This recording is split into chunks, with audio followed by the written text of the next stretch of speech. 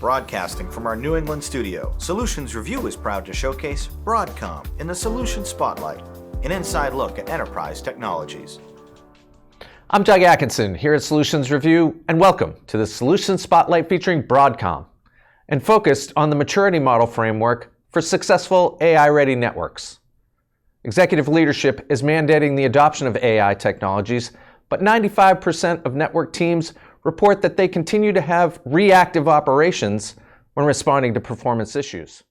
Strategy and solutions must align with the broader concept of AI-ready networks, data management, and tool consolidation to maximize the benefits of AI in network monitoring and operations. So today, we will take a deep dive into how to mature your network observability practice and move from a good enough network to an AI-ready network. And joining us to walk you through the Broadcom presentation today is Jeremy Rosbach, Chief Technical Evangelist. Jeremy, good to see you again. Good to see you, and thanks for having me back. Well, we always love having you here because you bring the best practices, which is one of the best things we feature in Solutions Reviews Spotlight events. And just to remind everybody, because you have one of the all-time outstanding titles that we've seen. Tell everybody a little bit about what the Chief Technical Evangelist does at Broadcom. It's just a big fluffy word for being in data centers and networking for 25, 30 years. But listen, I used to run data centers. I was the customer. I had war room scenarios. I cut up my fingers, racking and stacking 1U servers and routers and switches. And then, moving over to Broadcom to run their data centers and finally into pre-sales and marketing, you just learn the best practices. You learn, that maybe restarting a router from home isn't the right thing to do, or fat fingering a router config from home and saving it and then realize you just locked yourself out isn't the best thing to do. So, just experience. I guess the title would just be the fact that I have some experience, and I would love to share it with everyone out there who's looking to be successful in their, digital transformations. Well, and I know you brought some best practices, and I want to let you after it. But before I do, I want to give everybody the heads up that this is a live event, and we'd love for you to participate. So if you have any questions at all, by all means, submit them. Jeremy's going to walk through some of the best practices he's brought with us today. And I will keep them here and bring them into the conversation through a Q&A at the end of Jeremy's presentation. Now, Jeremy, I know you're gonna walk us through the maturity model that you're developing. I think this is the most amazing time because we're all going to have to grow up really quickly now that we have AI upon us. So despite the fact that it seems like it hasn't been a long time, we really do need to get mature straight away. So I'm going to hand it over to you and let you walk through what you've brought to show. Wonderful. Thank you so much. So I literally just asked maybe ChatGPT to give me an animated image of what I used to feel like when I was running data centers, but then put on all of the more bandwidth and more data and more devices and all of that we're dealing with now. This is what, network operations teams are dealing with now. And I know this because I talk to them. I talk to them at all the shows that I go to speak about maturing your network operations. And, we're still dropping routers because of manual configuration errors. We're still, bouncing devices in the middle of the day because it's easier, whatever the case may be. We're still dealing with a lot of the same issues I used to deal with back in the early 2000s and the 90s when it came to running data centers. Now, obviously, some things have matured and we're getting better at, but as we get better at some things, we still have to handle more data, more users, more networks, whether we own them or not, all around the world. The days of our data center work being inside the four walls is really non-existent anymore. So data is coming from us over many managed and unmanaged network paths. Users could be anywhere in the world on any Wi-Fi or network that you don't own, but you still need to enhance the customer experience for that user when they call in. So it's still very, very chaotic. And there's no way that we can even think about entering into any AI-driven network operations use cases until we get our house in order, which is what we're doing and talking about today. So I know a lot of vendors that are coming out there saying that, we're going to do all this for you. We're going to build you an AI NOC, AI ready NOC, which means you'll have AI at your hands to start troubleshooting and remediating all your tickets that are coming in. But, if you think of any complementary, and I use the word complementary there as an important aspect, think of it as the cherry on top. Okay, so a cherry on top is great, but if it doesn't come with the cake, there's really not much use to it. And your network observability maturity practice or mature network observability practice is the cake. And the more you mature, the more fancy, that cake gets. I mean, that's a pretty fancy cake. So I would consider that a pretty mature network observability practice. And, another point to relay this information to you is a lot of the complementary AI engines out there are talking about taking your data. So they don't do anything without your data. They're going to promise the world, and they're great, but they need your ecosystem's data, which means they need the data you're collecting already in your network monitoring or network observability solutions to be fed through it to then give you these technical outcomes like we see there.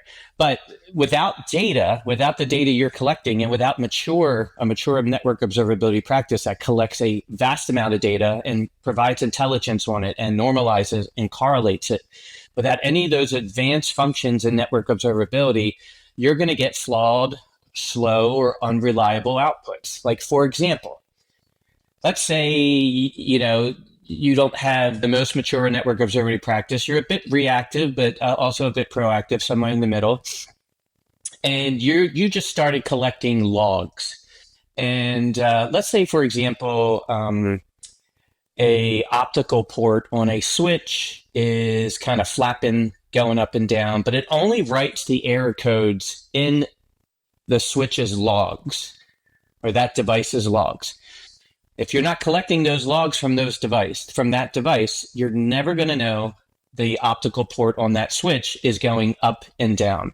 If you're not collecting it, you can't see it. You can't do anything with the data to give AI the ammunition it needs to produce these technical outcomes. We'll talk about some other use cases around how data and why data is so important. It's the number one thing to be working on today to build AI-ready NOCs. This is where we are today from my own research as well as industry analysts. 53% report that their observability tools are not prepared for AI networking. That's what we're talking about today. That shouldn't be a surprise to anyone. AI-ready networking, AI-ready networks, AI-ready NOC, they depend on data, the data that you're collecting, and what you do with that data before you even feed it to the AI engine. 72% report AI has created an urgent need for cloud network performance visibility. To be honest, I don't even think this is truly accurate. I think even before AI was talked about so much this year and last year, we still had an urgent need for cloud network performance visibility, considering, say, the pandemic and the fact that we were working from home, working from everywhere, using public ISP networks to still get our work done, and then still complaining that something didn't work back at our help desk, who can only see their own networks, but still have to troubleshoot the fact that I'm in, Hawaii using really bad Wi-Fi, but trying to get to my email. And for some reason, they got to figure out how to do that. That was the urgent need set many, many years ago, but it is still a need. Many AI-related solutions that I'm seeing today that customers are trying to implement are, maybe some data is housed inside their data center, while maybe the AI engine is in a cloud, or front-end web services in the cloud. We're still going to have AI solutions that we implement that will still be multi-cloud or multi-vendor, you name it. You're going to need that visibility. And a third report their networks will not be fully prepared for the impact of AI. And we're going to talk about what that impact looks like now and why it's only a third. This is what we expect, and Gartner expects the impact of AI on our networks will be. So, as Doug said, good enough networks should be moved to AI ready networks. This is the reason why. We really don't have a clear understanding of the amount of data that's going to be needed or used on the network for the implementations you may be looking at. Meta, the owners of Facebook, Meta, their AI workloads, which you can imagine are huge, spend 54% of their time on their network.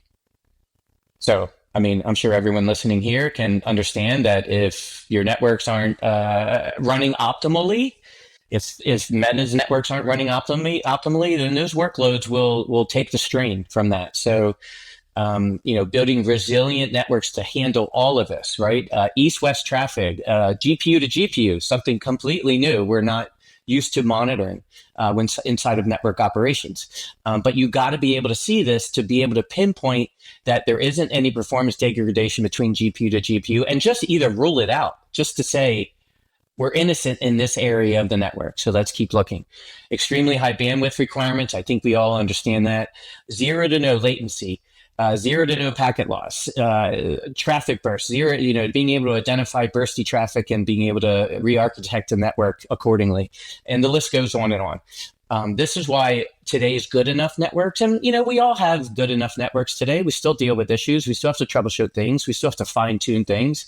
They need to be fine tuned pretty optimally before we look at any type of AI implementation on the network, AI related. Network, chatbots and NOC ready AI instantiations of that. The network needs to be able to handle it.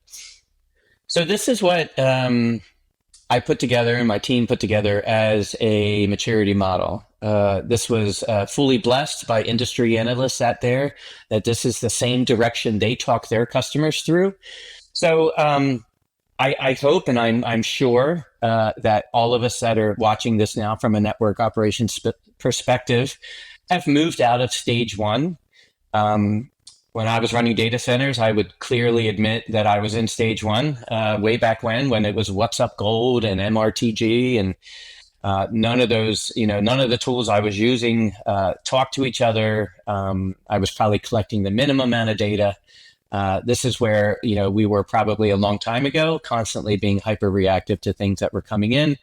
And then, when you start to implement more powerful network observability tools and suites out there, you're now able to see everything on the LAN inside the four walls of your data center, start collecting things that, have to do with the inventory, alarms, events, flows, configuration, log files, et cetera, all for traditional networks, the physical, boxes we rack and stack. I'm sure a lot of folks are there. And finally, moving from full visibility inside the four walls of the data center to then providing, as we bring in software-defined technology. So I know a lot of folks out there are using SD-WAN, SD-LAN. Listen, if you're using Cisco ACI as a SD-LAN solution inside of your data center, that solution can produce 23,000 alarms.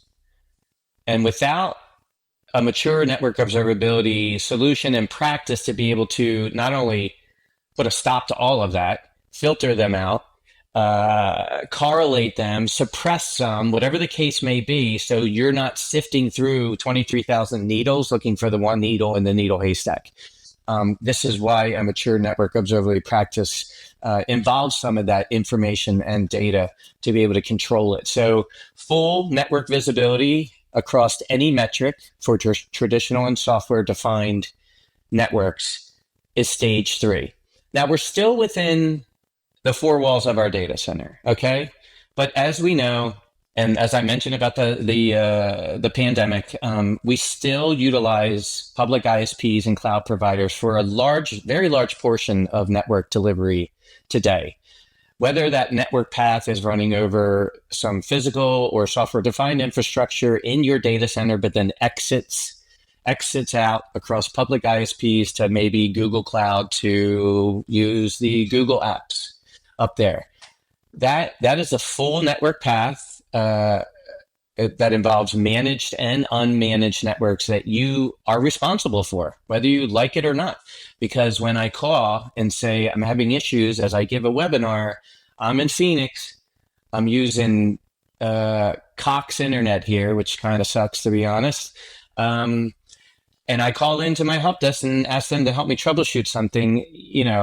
I wouldn't, as I give this webinar today, I'm not going through a Broadcom data center. It's all public network access. And if I have issues, I'm going to be calling my help desk, and they got to be able to see what I see, understand the network path that I'm using with every single hop.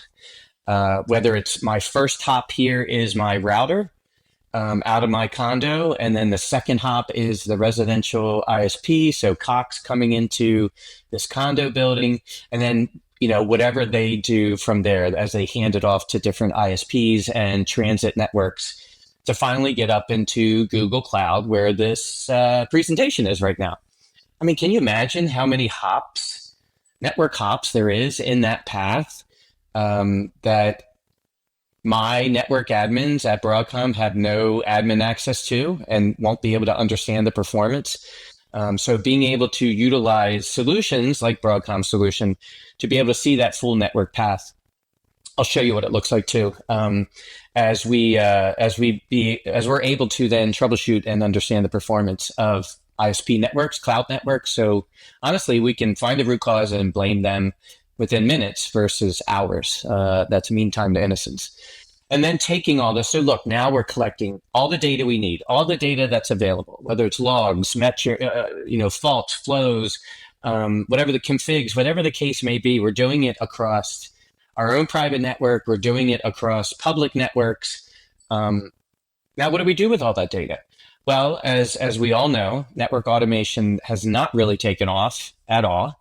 I am seeing over the last couple of years, especially with the instantiation of the Network Automation Forum conferences that are out there that are really, really well attended. Chris Grunderman is heading those up. I think that network automation is finally, especially with the push of AI, is finally starting to take off. But again, network automation is nothing without the data you collect. AI is nothing, AI for networks is nothing without the data you collect. And this is about maturing how we collect the data, where we collect the data, what we do with the data, how we analyze the data, how we correlate it and normalize it across multi-vendors, how much data we can collect, how do we report on that data, and how quickly, scale. Just because you can monitor 100,000 devices, scale also has to do with, how do you report on those 100,000 devices? Is it going to take a day and a half for me to produce a report for my boss? Or can I give him the top 2,000 talkers on my network within a couple seconds? Scale is very important within reporting from your network observability, and a ton of other use cases. But these are just examples of how we grow, expand our visibility, expand what data we collect, expand how we analyze that data, and then how do we automate that data. So real quick, I'm not seeing a lot of insane automation use cases out there where they're trying to, solve every world problem. But, automating the rollback of a network config, if this line was like this, but now it's been changed to this, we see the before and the after.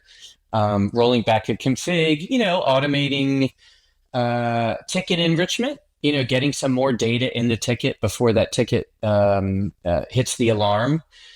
Escalating tickets to your level 2, level 3 guys to handle maybe, say, an SD-WAN re-architecture. These are some of the use cases that I'm seeing people talk about now, and they're very low-hanging, which is great, which is fine, because, if we try to boil the ocean with automation, we're going to drop our network. You just know we are. It has to be babysitted. We have to take it step by step and baby steps. And that's how we get to where we want to be. Now, I know it was a fluffy slide before, but this is really a lot of what we're talking about. It is not easy. It takes a lot of integration, takes a lot of patience, but the results and successes are amazing. So, if we start from the bottom, what networks are we collecting information on? What devices are we collecting information on? Your network observability maturity means that you need to be able to have access to every single red box on the network layer, right? Some from physical routers and switches to Wi-Fi to IoT devices, customer premise edge, more SD-WAN, VNFs, virtual network functions, the internet, cloud providers, third-party SaaS providers, and third-party Wi-Fi. So that's just what networks do we need to monitor, right? Now, what data do we need to collect from all those networks that we're monitoring? So events from routers, events from switches, events from everything down the line, then alarms from routers, alarms from switches, you get it. So here's all the metrics that are really important to a mature network observability practice to be able to automate and build AI into our NOC practices today. And then from there, what do we do with the data that we've collected? What can we do with it? Well, we can provide fault suppression, right? Nobody needs to see 23,000 alarms from Cisco ACI, or nobody needs to see all the devices that are connected to a switch. I mean, imagine you have like a 748 port blades in a big Cisco 6500, and they're fully populated. So I don't know what 7 times 48 is off the top of my head, but it's a hell of a lot of devices. And if the switch goes down, do you really need to see alarms from all the devices that are connected, or just the switch alarm that is like that intersection? Traffic analysis, especially over unmanaged networks like ISP and cloud providers. SDN, active and direct measures, being able to understand real-time telemetry type of use cases to be able to understand real-time performance. Application signatures, what app is doing what and where. Root cause analysis, topology analytics, and digital twins. And then finally, how do we take from all the networks that we're collecting information from, all the data that we're getting from those networks, all of our own tech that we're applying to that data, and how do we build them into easy to understand and navigate workflows for our level 1 NOC operators? So for example, an alarm comes in, it should have all the relevant data in there it needs. It should have all the relevant links to be able to maybe jump to another portal or something in there. If we call this at Broadcom in context troubleshooting. So if a router goes down, I see the alarm, I click on the router, I should be able to see all of the data on line 2 here within that one click of that router. Everything I need to know about that router should be within one click in context to the router I'm troubleshooting. I need to see all the events that happen, all the alarms, all the metrics, all the logs, et cetera, because this gives me a one place to look at all these metrics and find root cause a hell of a lot easier than sifting through another console that was collecting, flow data, or another console that was collecting packet data. Everything in one-stop shop across any vendor. So, I mean, if I have all the information in front of me within one click, I'm obviously going to triage a hell of a lot faster.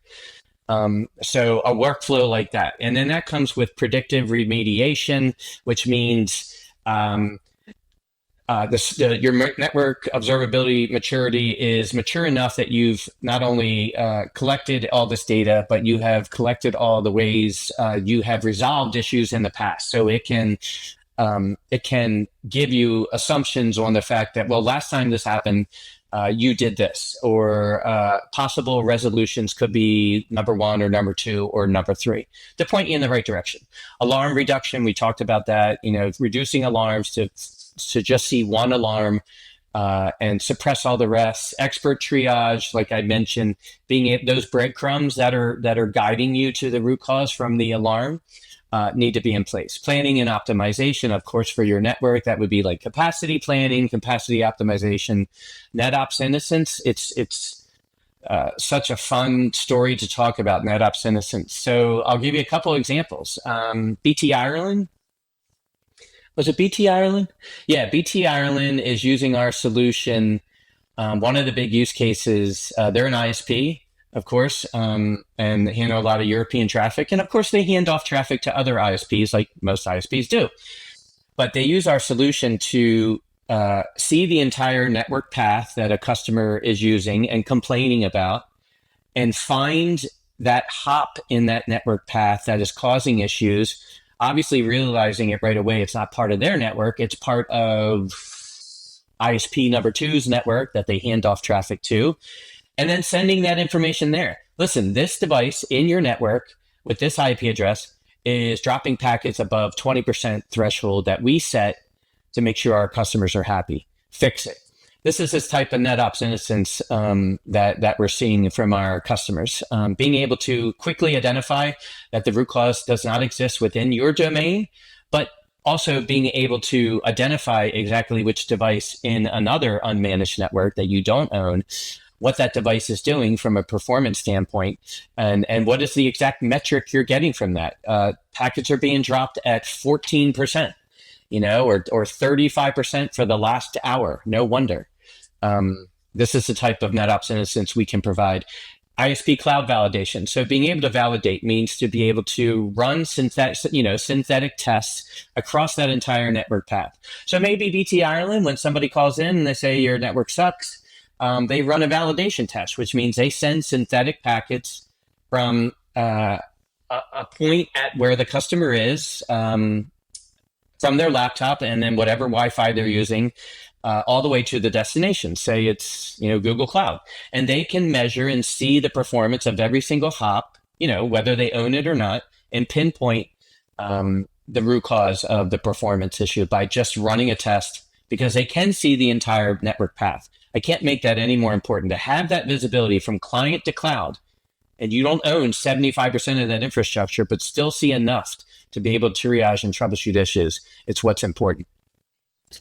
Service validation is the same thing, validating that a service is working, the network delivery of that service is working, and experience. What's the customer experience look like across this entire network path? Is it taking them 5 seconds to log in when it should be taking them 2? Or is a backend database taking 30 seconds longer to do its query than it should? This is the experience, the network delivery experience we can look at and manage with a mature network observability practice. This is what a full end-to-end visibility into a network path looks like. Again, I'm in Phoenix. Doug's in Boston, so we're talking 3,000 miles between us. I'm using Google Cloud. God knows how many hops and what ISPs are in the section 2 here. God knows how many transit routing networks are involved in that as well.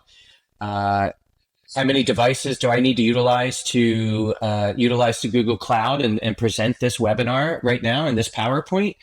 It's a lot. Trust me, it's a lot. And any one of these could be the problem.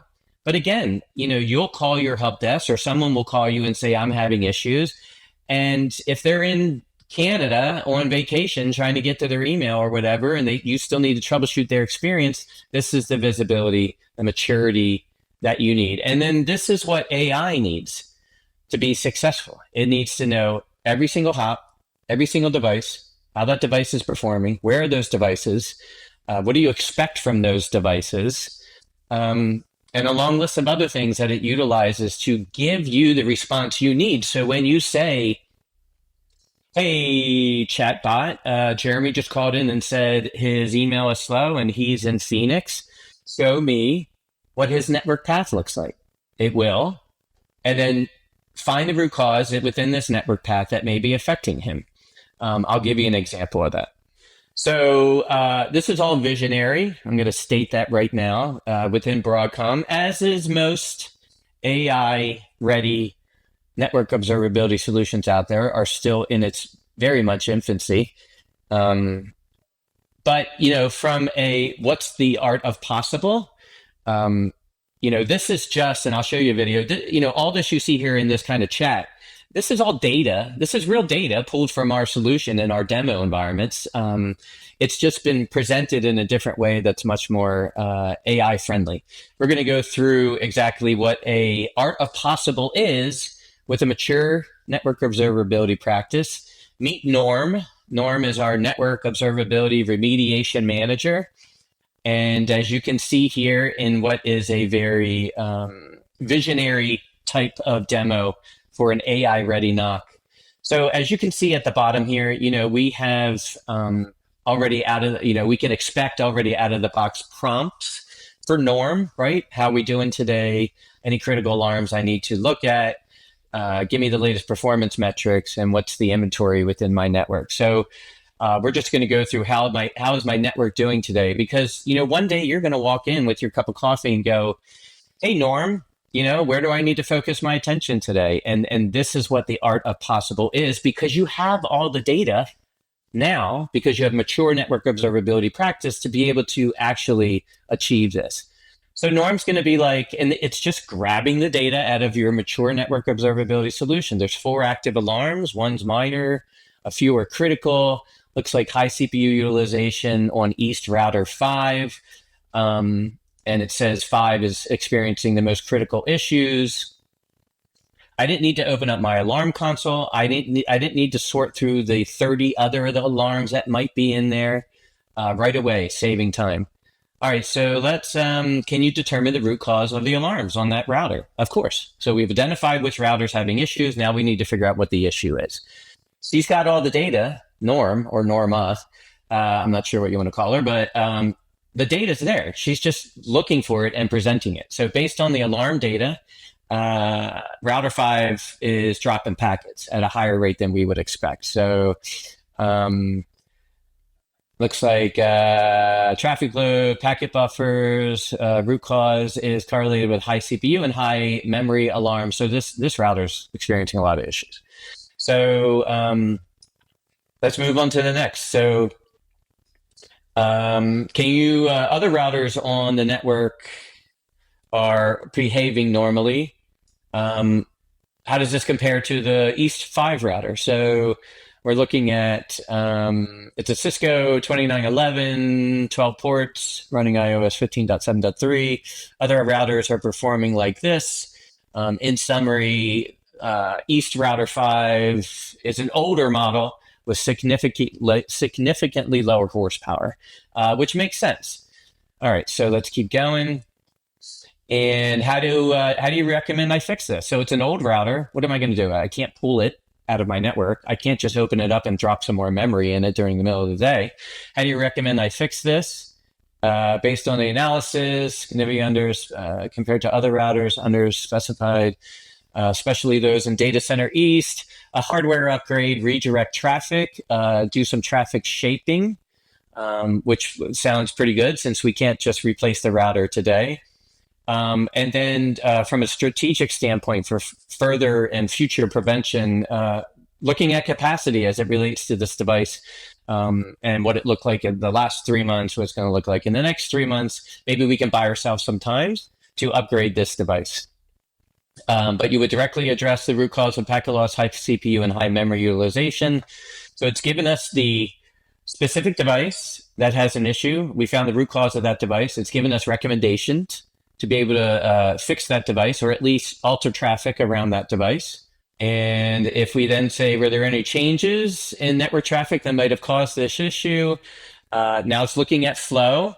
So, hey, we went from alarms, we went to identifying the root cause. We looked at performance metrics, right? This is all the data we talked about collecting, performance metrics.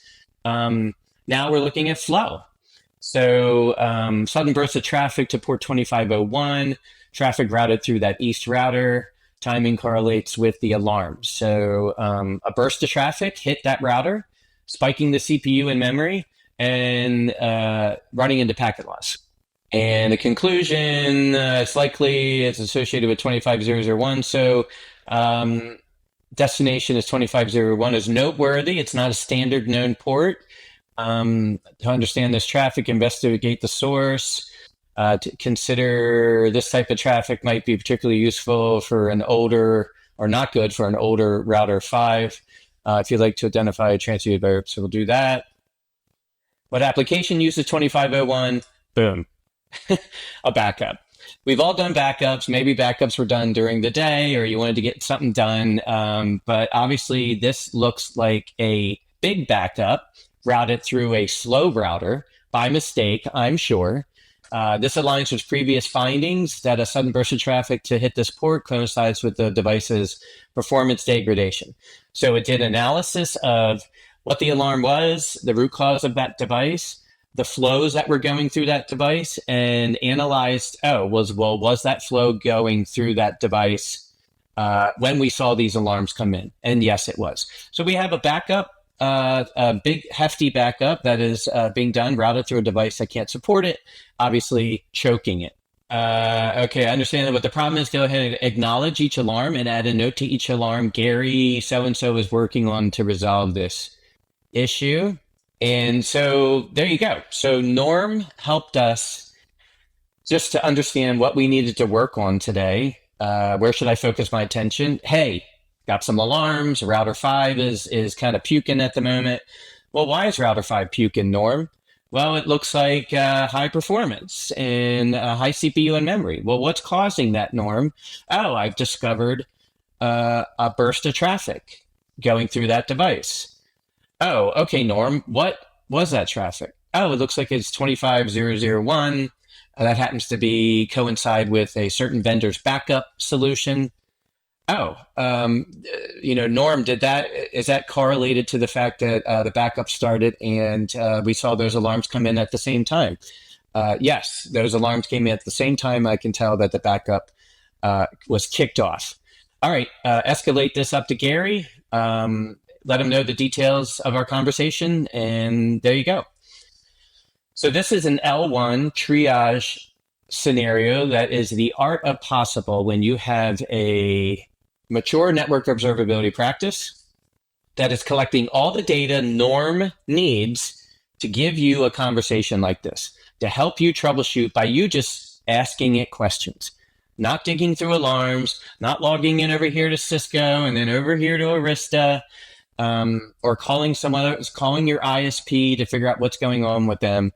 This is the art of possible. Now, this is within the four walls of a data center use case, right? You got a backup that kicked off, choking a router that's probably in the same four walls. But when you have visibility, like we talked about here, all that data being collected will still be analyzed by Norm. And Norm could say, hey, router with this IP address in Verizon's network has high CPU utilization, high memory utilization, and dropping packets. Put that same scenario in any network, you're going to be able to troubleshoot it, and so will Norm.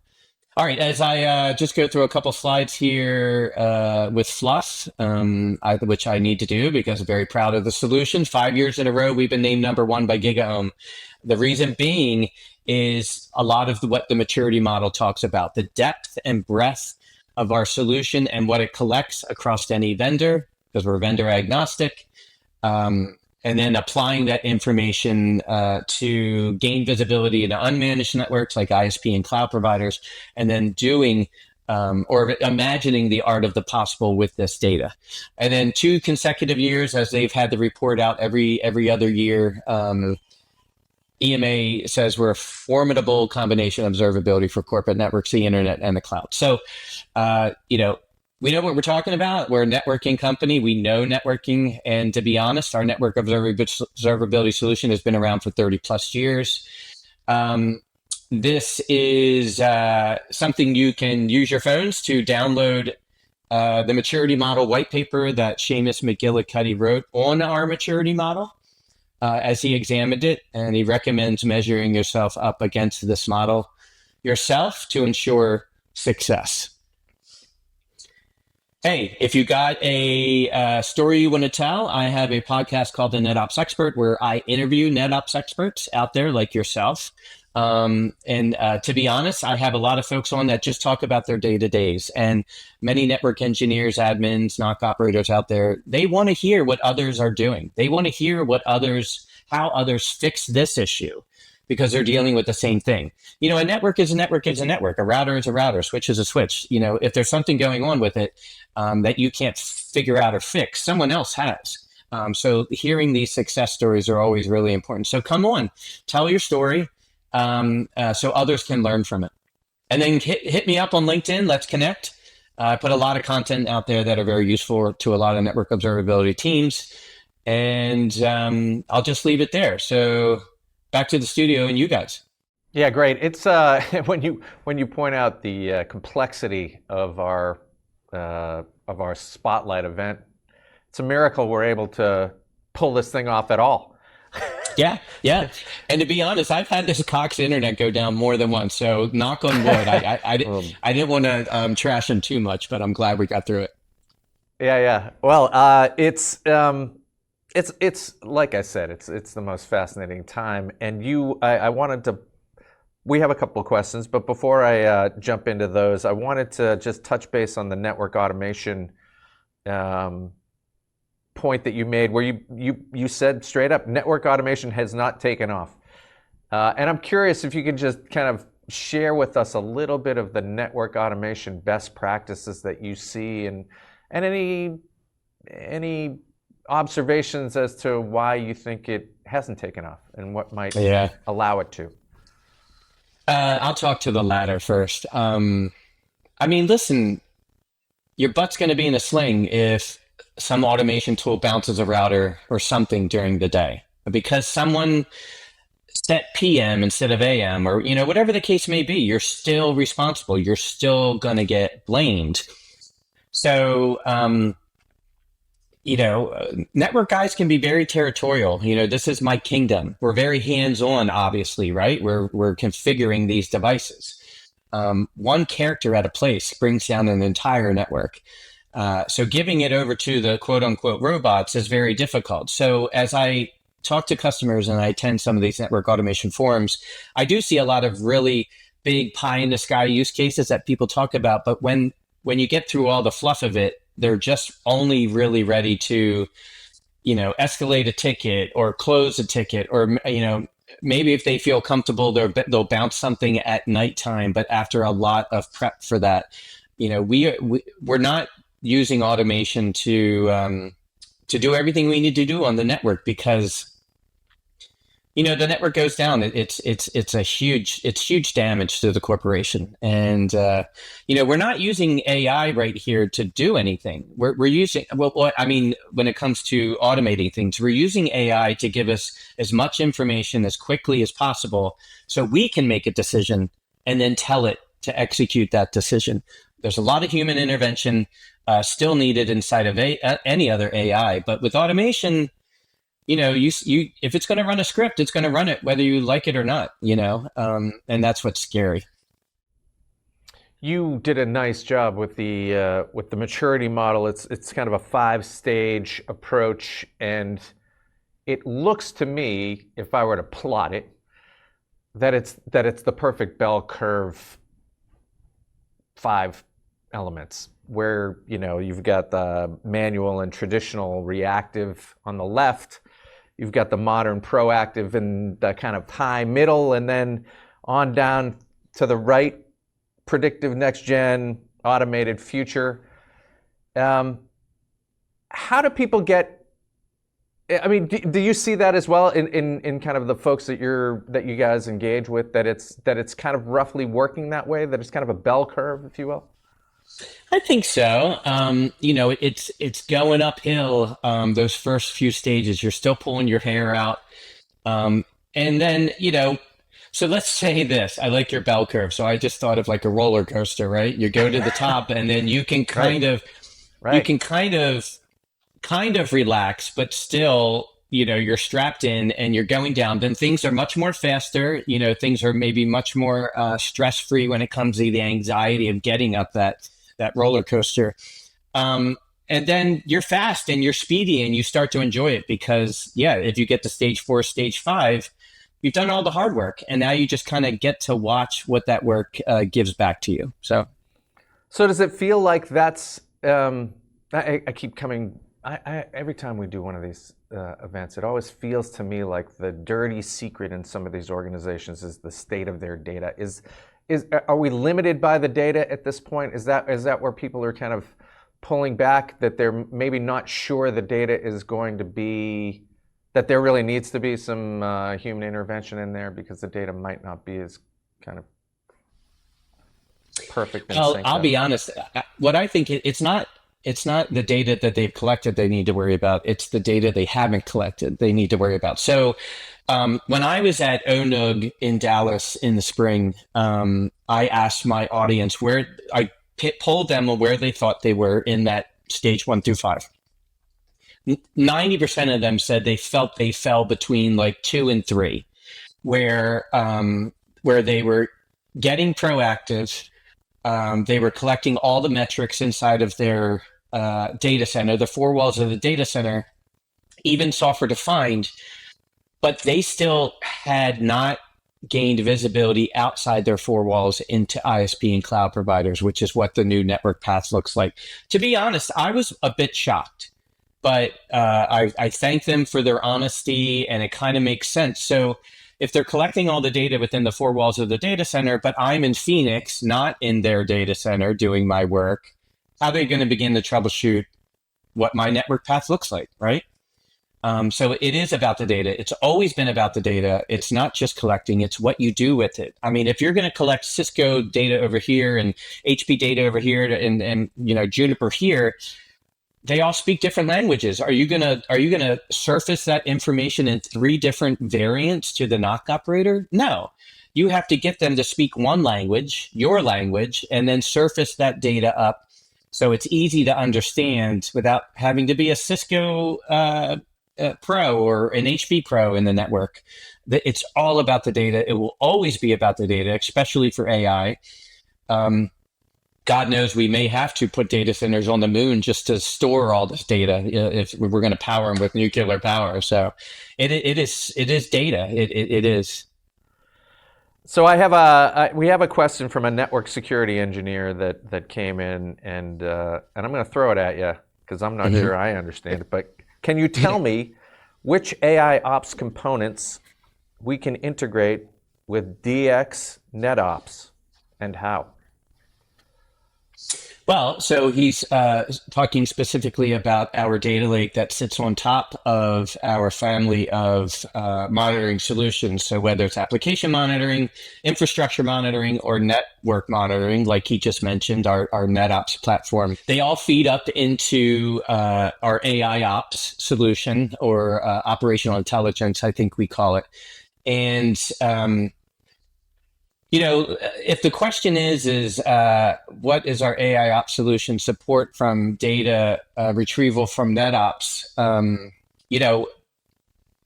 We have the data, and it's open. It's open to whoever wants to ingest it. So right now, I know there's a few customers feeding their NetOps data into the AI ops solution from us. But again, they're taking really, really small use cases like anomaly detection, or interface volatility. It's this interface has been volatile for the past 3 months. What do we expect it to do to the customer experience for this service? So the AI ops solution can take whatever NetOps data we feed it.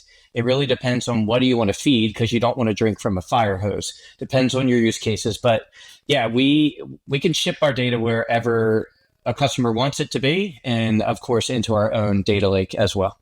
I love having you on because you are a best practices king, and by the way, I would encourage everybody to check out your podcast. You have a real flair for it. You've been at it a while, and it's an easy way to get a lot of information very quickly, directly from somebody on the inside. So. We should definitely all be encouraging more events. But I wanted to talk about where we're headed. I want you to put on the prediction cap and share a little bit about what you think the NOC looks like in 5 years, because it feels to me like some of the I don't know, hesitation, if it will, is almost a paralysis, because things seem to be moving so fast, and people may not necessarily really believe that things are going to change radically in just a couple more years. And so it's like, how do you kind of hold back while still maintaining that forward momentum? So it's a balancing act. But where do you think we're going to go? And again, I won't hold you in any of this because I know it's all changing. Yeah. Listen, last year I spoke at my first AI networking summit, and it was all everyone's going to solve everyone's problems. And it was just fanfare. It was like a circus. There were no demos to really show much.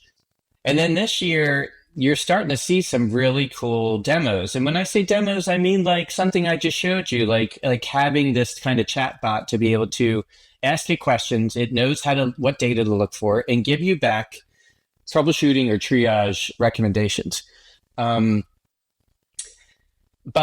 when I was at the show this year, I talked to a lot of folks and they're like, yeah, now my boss is telling me we need to research an AI solution to run the network. And they're like, I don't even know where to begin. I don't know who I can trust, etc. And then besides that, agentic AI is coming. So we're talking about building AI agents, small little AI agents to do certain tasks on our network devices. So those can collect data and do the analysis of that data on the device instead of having your network observability solution do it for you. But then there's going to be a need for some type of AI agent orchestrator, right? I mean, if you're going to deploy, if you got 20,000 network devices, you're going to probably be deploying, maybe 10,000 AI agents for your, most important network devices. They need to be orchestrated. They need to be maintained just like a device. They become their own network device, so to say. You need to understand how they're performing. You need to understand if they're doing something correctly. You need to upgrade them or whatever the case may be.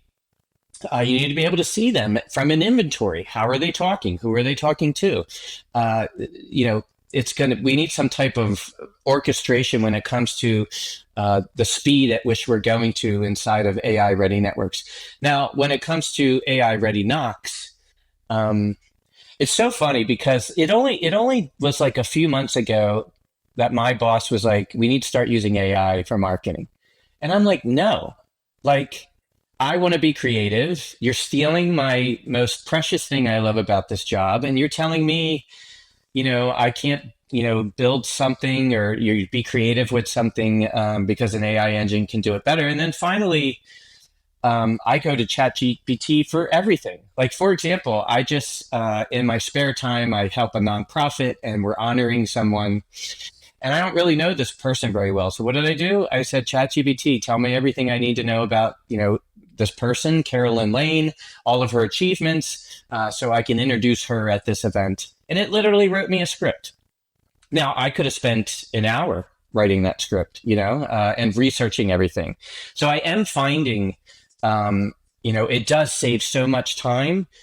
And what I think, listen, in 5 years, I'd be really surprised if we have a knock bot in our environment. Maybe the trendsetters, but in 10 years, I would expect that you are talking to some chatbot and it has access to all of your data because you needed those 5 or so years to get mature.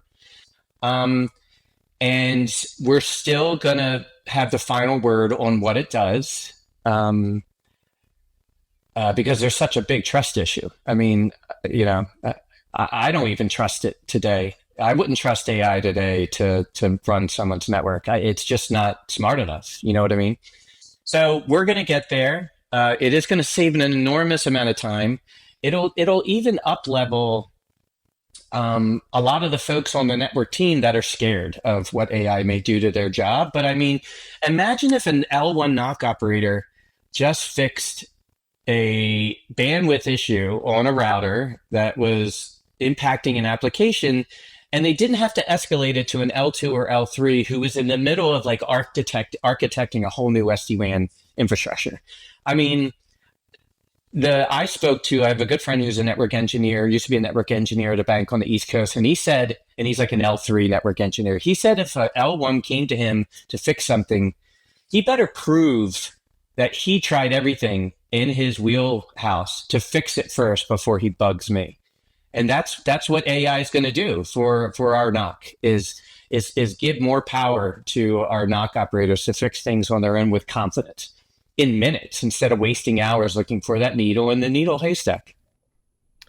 Well, and it feels like, and I appreciate the use of AI now, at least generative AI, and And I appreciate the sense that we may not want to trust it all the time, but I mean, one of the things that a lot of people are doing now is you get the result and then you share that with a different generative AI system as a kind of, double check. And it sounds to me kind of what you just described, right? That there could very well be a couple of Norma and Norm working together. Kind of, checking each other's work as we get toward that, because I don't think there's any question what you showed in that future vision for how it will work with automation.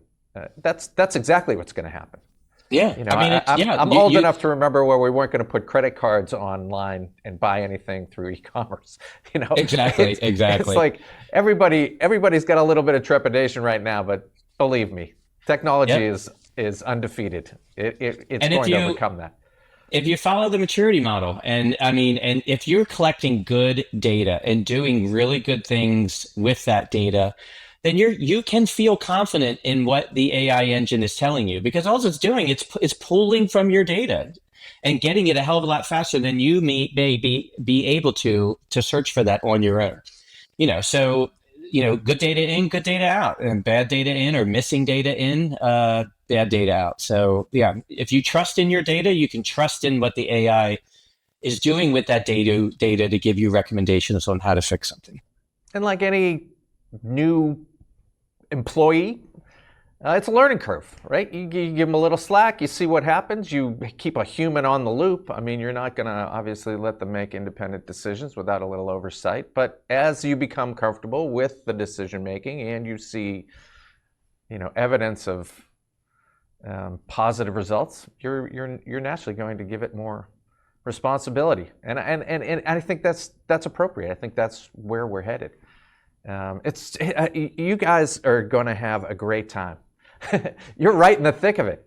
It's a wonderful place to be. I mean, I appreciate that it feels like, as we level up with complexity, as you were describing, the elevation gets, in the atmosphere, the oxygen gets thinner, gets a little harder to breathe sometimes. It feels a little, vertigo, but it's still leveling up. And so this has been a pleasure. Always good to see you. Fun. Thank you so much. Thanks for the time today. Best of luck with everything you've got going on, and we'll be tuning into your podcast. Hopefully. Thank you so much. And to everyone, thank you for joining. Well, there you have it. Another solution in our spotlight. We want to thank Jeremy and Broadcom for that presentation today, and we appreciate your attendance as well. Until next time, I'm Doug Atkinson here in Solutions Review. Thanks for watching. If your business would like to be featured in a future event, contact us today.